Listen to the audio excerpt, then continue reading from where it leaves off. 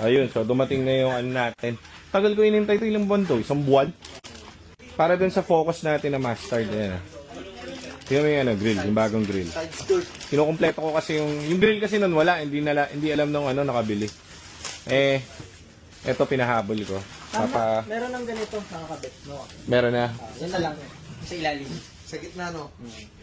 Oh, labas mo yung grill natin. Ano pangalan? Sir Rad. Si Sir Rad, yan.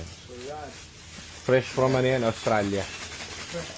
Fresh from Australia. Focus nyo na ano, na tawag dito, ang hirap hanapin eh. Ang hirap hanapin. Ayan o, pogi. Huwag mo na papinturahan yung ano, itong body color lang. Oo. Tago na yun. Meron siyang ganito eh. Ito kasi yung lagay Oo, ng number. oo, tatanggalin mo yun kasi iba yun, hindi honeycomb eh. Kumbaga baduy. Pogi eh. Asan na yung kotse? Nakita ko dun sa gulungan na pinapalitan yung gulong. Kaya pala nandun sa baba ng LRT. Pogi yan, brother. Yun yung tinesting namin ni Aljon eh, sa araw na. Ganda yan. Sayang nga eh, kala ko hindi pa nabili. Kaya ako binilan yan. Hindi naman para... Mali. Eto alam ko na ako saan bumibili niyan. Hirap humanap niyan eh. 2018 yan eh, no? 17? Mababa kasi yung focus, kaya marami natatali. Oo, tatanggal yan, no? Pogi. Kompleto. So, paint na lang to. O, kompleto na yung mustard, no? Oo. Paikot. Ito na yung mustard, paikot. Dito na rin. Detail na lang siya. Testing na lahat yan. natin. Okay, goods. May ginawa tayong ABS na silver na fresh. O, meron naman dumating, gano'n na naman yung storya. Same na same, ABS. Pinatay din. So, makikita nyo, hindi naman kayo nakakatipid. Hindi naman nagagawa yun ng gano'n na pinapatay. Hindi rin nila alam na pinatay lang pala. So, ano to? Kailan nag-transmission to, sir? Kanina? Kanina lang po. Kanina? Oo. Isabili nyo nung January. Oo. Tapos lumabas, sa inyo na lumabas yung ABS. Tapos pinagawa nyo. Pina-reprogram lang. Oo. 12,000. Kasi, Pero hindi nyo alam talaga na pinatay lang, ano? hindi naman alam. Ano? Ang nangyari kasi, Mm. pag-isip siya ng drive or reverse, hindi siya tatakbo. Oo. Kaya, pero na-under siya. Oo, nandun yung makina. Oo, na-under. Oo. Pero hindi, kaya tumawag kami ng home service. Oo, nahinom siya. Yung in-ABS. Oo. Kaso Sabi niya pinatay. naman ng pag-amin, palitan nga daw ng ABS. Oo. Tapos, Pero hindi niya sinabing magagawa yung ABS. Sabi lang, sabi magagamit. palitan daw. babaliwan. Oh, tapos sabi niya, linisan ang transmission. Lilinisan. Okay. Sabi sa amin. So, ito ganun din yung pinatay. Ma'am, pwedeng ramin susi, ma'am? Ay, nakadaan. I-check ko lang. So, ayan pinatay din yung ABS. So, kanina tumatakbo sila naka-transmission malfunction. Ayan. So, ang gagawin natin, papalitan muna natin ng second hand na ABS. So, titignan natin kung buo yung tranny. Tinatakbo kasi nila ng ganun eh. So, ganun na ganun, same option eh. Oh. So, huwag kayong magpagawa ng ganun kasi sayang pera eh. Di ba? Dinadaya lang to pero sira pa rin yung ABS nyo. Magbabayad pa kayo. And then, sira pa rin yung kotse nyo. So, di ba? Pagawa nyo na lang. Bumili kayong bagong ABS. O kaya, may mga nagre-repair naman. Kaso nga, hindi na kami nagre-repair eh. Sa ulo. So, brand new kami, brand new. Ganun. O, yan. Ito yung kwenta nito. Tirayan natin. Oh, so kararating lang. Puno na naman, pare. Big problem. Ano to, ECV? ECB lang. Galing sa atin? Buti daw nakita nila yung page na. Oh. ECV bulb. Aircon. Wala din aircon pag naka-idle. Sinisigil sila compressor. Hindi pa naman ata. Oh, okay. Panood nila ata agad. Okay. Sige. Try mo na. Umaandar na ako. Oh, hindi, wala na yun. Sigurado. Sure yan. 1,001% yan. Lalo na to kuya ko. Sabi niya dati pa daw ako bumalik eh. Ngayon pa nga lang ako napunta rin. Saka mas matalas ngayon yung lamig niya nun. Mas maano siya yung... Mas maganda kasi yung prio namin. Oo. Yun eh, kapag hindi ka na maggaganon dyan, ito yung tipong kahit di ba nakababad ka sa init, di ba minsan matagal lumamig, yung pagka-start mo, ang lamig agad niyan, ganyan agad. Kasi ganun ang nangyari dyan eh. Pag okay, pag, di ba, pag ano mo, pag on, lalamig. Mawawala. Pero pag nandiyan na ako sa may stoplight, Mawawala. nawawala. Pero pag umarangkada ako, Yun yung ECB valve yan. Ano yan? Sobrang dami na namin ginawa ganyan kaya sigurado. sabi ng kapatid ko, Oo. may pangalaw. Kasi yung una, may natanong ako, Wala ganun siya. magbabaklas. Saka, Hindi ko pinagalaw. saka i-compressor nila yan eh. Ang mahal ng compressor niyan pagka inano kayo. Parang, Pero okay pa ba yung ano ko, yung hindi pa i-cleaning? cleaning naman yung ganyan. Sa... Ay. Tiga saan pa kayo, ma'am? Marikina po. Tiga Marikina. Hindi ko na nakita ng kapatid ko. Hindi pa namin pinaayos. Hindi kayo na cleaning. wala na mangyari sa cleaning kasi nung ano niya. Ang lamig na pag cleaning mo yun, parang wala namang ano. Uubuhin ka na dyan. Ma'am, thank you. Salamat po. So yan guys, ito yung client natin sila Sir Nico. Na-release natin yung Ford EcoSport nila 3 months ago pa lang, pero 5,000 kilometers na agad. Kasi gamit nila kung saan-saan na guys, Romblon, hindi pala Romblon, Marinduque, Cavite, kung saan-saan na sila nakakabiyahe. So ngayon, babalik na nila ng Marinduque, so papa-final check lang nila at doon na daw maglalagi yung kanilang EcoSport. So manual transmission to guys, 2017 nata to. Pogi pa rin nagkabok lang. So PMS lang tayo, tsaka mga check up. Ganda Good afternoon ma'am. Salub po muna kayo. Pa-PMS lang natin yung inyong unit. Sir, salub muna kayo. Grabe para na kayo nag-tour sa Luzon, Visayas Pininyagan ko agad sa simbahan. Tsaka 'di ba yung kaka-release lang ata, nag-ano na agad kayo? Marinduque ba 'yon? Yung support, nag-send kayong video Doon kami nag-round.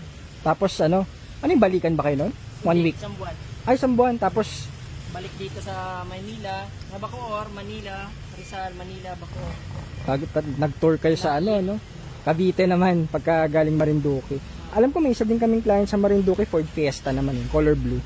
Oo, nabanggit ng kuya ko. Oo, meron sir, nakita nyo. Hindi ko alam kasi dalawa ata yun Alam ko nga magkakilala yun, magkapitbahay sila dun. So, Fiesta. Baka nakikita nyo nga yun dun Sige, PMS na lang po natin, tapos check everything. Kasi kayong biyahe sa Marinduque ulit. Bukas. Bukas din. Irororo nyo ulit. Sige. Kasi doon na sila mag-stay Doon na maglalagay. Sige po, check na lang natin pati mga fluids, brakes, lahat, everything. Tapos PMS lang. Kasi ang balik nyo ulit, next year na po ulit. Next year na, pag-uwi Next ka na year. lang ulit. Sige po.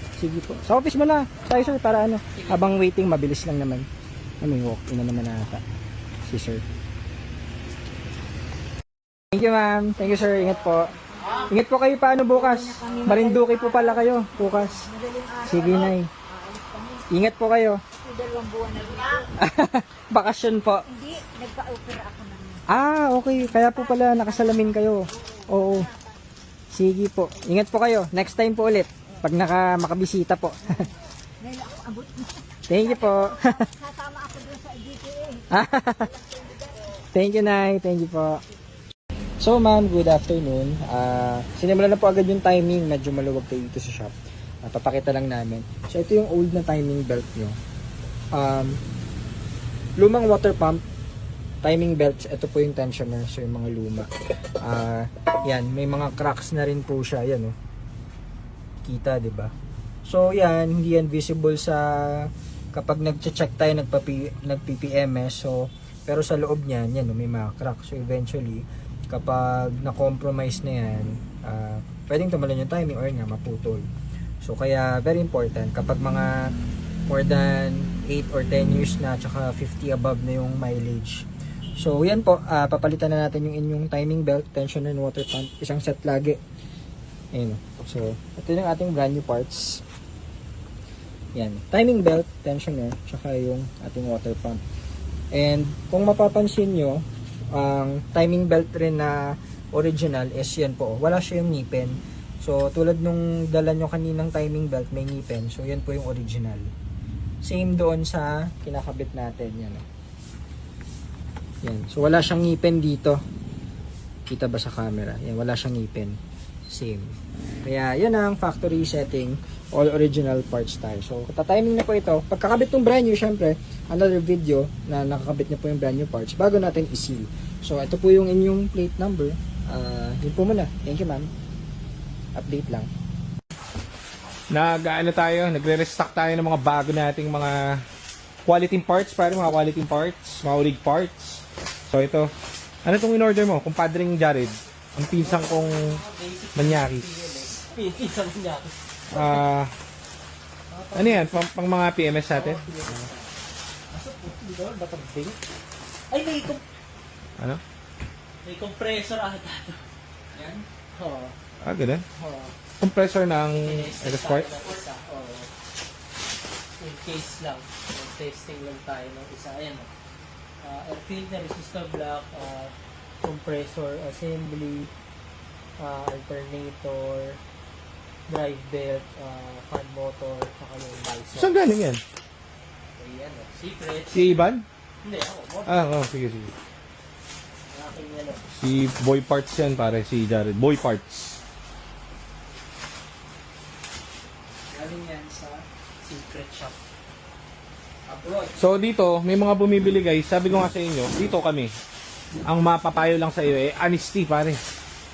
May pumupunta dito, may dala-dala silang sariling pan-timing. Ini-explain namin, pwede namin ikabit pero wala tayong pananagutan doon sa timing, ano? Oh. Kasi minsan may nagdadala rito, meron kaming certain na kinakabit na pan-timing lang. Pag tama yung nabili mo, di kakabit namin. Kapag hindi, sabihin mo na namin sa inyo. Marami na tayong nasayang na peso, kakabilis. Oo. Mali. So maganda rito magpa-repair sa amin kasi Kami na nag-trial and error. kami na ang nag-research and development ng mga pyesa namin dito eh. Dahil sa lahat ng kotse binebenta namin dito, tinesting na namin sa mga kotse namin. O ngayon, yung makikita nyo guys ng mga umaandar na walang problemang EcoSport, Focus, Fiesta, Everest na nakabili sa amin. Dahil yon sa mga research development natin doon sa mga pyesa kinakabit. Maraming brands ng pyesa, maraming brands na po pwede. May certain lang kami na tinitignan. Kung ano yung tsura ng pyesa, sukat ng spark plug, di ba, Jad? Ganun. So, pag sinunod mo yun, golden ka na, pare. Golden ka na, wala ka ng problema. Okay, so ganun siya. Ito ay visor. Visor? Level pati visor Para lang wala atin mo, daming ano eh. Sa atin lang. Para hindi na nagtatanggol. Ito yung mga pinahit tayo gusto ng visor.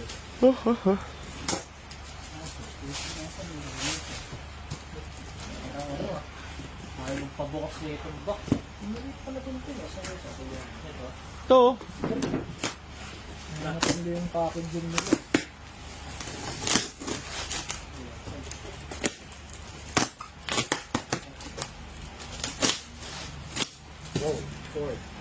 ayan. Oil filter. So yan guys, mini-PMS na lang ang ating Ford Everest. For releasing na ito later. Tapos na rin yung 3-step detail. Pogi na ito guys. Ganda. Ayan, so release tayo ng 2016 Ford Everest Titanium, top of the line. Black yung headliners niya, original yan. Original leather seats, power seats, all working, 2.2 liter engine, tested long drive, EGR, kompleto lahat, na tapos na lahat ng mga kailangan. Beige interior, kaya sobrang neat look, neat tingnan. Tapos, may pa-bonus na lang na mags, tsaka new tires. Yan naka all-terrain pa na tires, ganda na to. 2023 manufactured date, so bago pa siya.